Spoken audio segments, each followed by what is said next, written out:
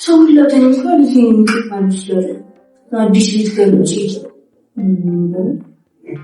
የድሮ ክፍል ይሻላል ወይ ካልሆነች እኮ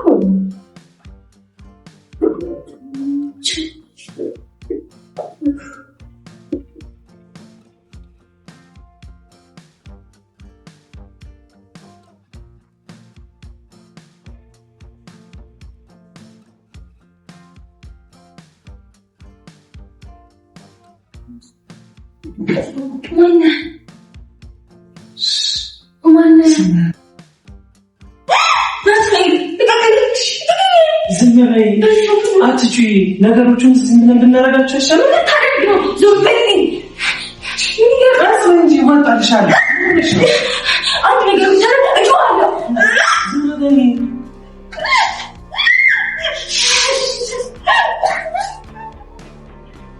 እንግዲህ ሰዎችዬ ሰራተኛዋ ሀና ድራማ እንዳያችሁት ነው። ገጸ ባህሪ ተቀይሯል። የዳጊ ገጸ ባህሪ ተቀይሯል። ነገር ግን ያው ያሉት ቤት ውስጥ ገብተዋል። ከዛን እዛ ከአባቱ እና ሰራተኛዋ ጋር ማለትም ሀና ጋር አንድ ላይ ናቸው።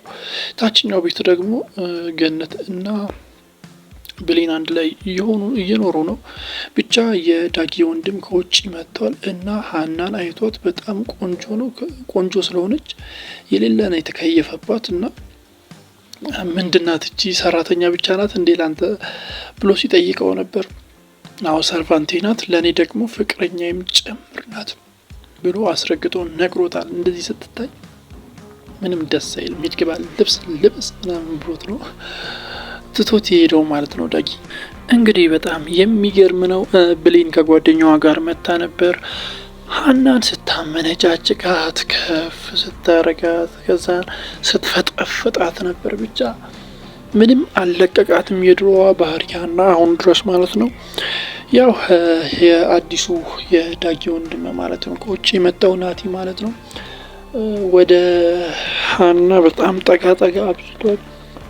ፈልጓታል መሰለኝና ስትመጣ የሆነ ቁጭ ብድግ አይነት ነገር ይጫወታል።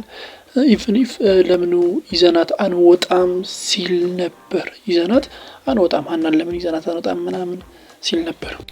እንግዲህ እንዳያችሁት ነው። ይሄ የዳጊ ወንድምና የብሌን ወንድም በጣም ችግር ያለበት ሰው ነው።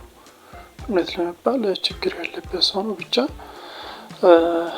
ሀናን ሲያስቸግራት ነበር። ሀና መኝታ ቤቱ እቃ ምናምን ለማስተካከል ገብታ ነበር። ያኔ እዛ ሲያያት በሩን ዘግቶ ሰምቲንግ ሊያረጋት ነበር።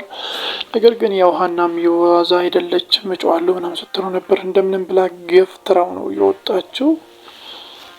ብቻ በጣም ከባድ ነው። ያው ብሌን እና ጓደኛዋ እና ወንድሟ ሆነው ማታ ወጥተው እንግዲህ ብቻቸውን ሲዘሉ ሲጨፍሩ ሲጠጡ ምናምን ነበር። እንግዲህ ሰዎችዬ ነገሮች ሁሉ እንዳያችሁት ነው። ጨብሰው ነው የመጡት። ናቲ ቺኮቹን አስጨብሶ ነው ይዟቸው የገባው እና ዳጊ በጣም ሲጮህበት ሲቆጣው ነበር። ያንተ መበላሸት ሳያንስ እሷንም ደግሞ ልታበላሻት ነው፣ ለምንድን ነው እንደዚህ የምታደርገው ብሎ ሲቆጣው ነበር። ነገር ግን ያው ምንም ሴንስ አላረግም። ብቻ ከቆይታ በኋላ ደግሞ ሀናን ተከትሏት ነበር። ብቻዋን ነበረች እና ያው ይዟታል፣ እያስጨነቃት ነው። ነገሮችን በቀስታ ብናደርግ በዝምታ ብናደርግ አይሻልም? ዝም በይ ጸጥ በይ ሲላት ነበር። ሀና እጮዋለሁ ስትለው ነበር። ብቻ አስገድዶ እንትን ሊያረጋት መሰለኝ። ብቻ አብረን እናየዋለን በቀጣይ ምን ይፈጠራል የሚለው አነጋጋሪ ነው። ሀሳብ አስተያየቶቻችሁን ግምቶቻችሁን አስቀምጡልኝ። ለዚህ ቻናል አዲስ ከሆናችሁ ደግሞ ሰብስክራይብ በማድረግ የደወል ምልክቷን ምጫ እንዳይዘነጋ። ባይ